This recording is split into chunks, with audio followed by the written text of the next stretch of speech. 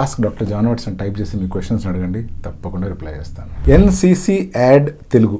Sir, పళ్ళు పెట్టించుకుంటే hair fall అవుతుందా? ఇది చాలా స్ట్రేంజ్ డౌట్. యూజువల్గా మనకు ఆలోచన కూడా రాదు పళ్ళు పెట్టించుకునేడానికి జుట్టు రావడానికి ఏమైనా సంబంధం ఉంటుందా అని చెప్పి.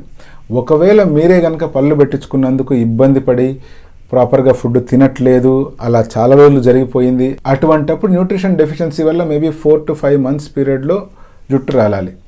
బట్ పళ్ళు పెట్టించుకున్నాక హార్డ్లీ ఒక 1 week పీరియడ్లో దానికి మీరు అడ్జస్ట్ అయిపోతారు, తర్వాత నార్మల్గా తినేస్తారు.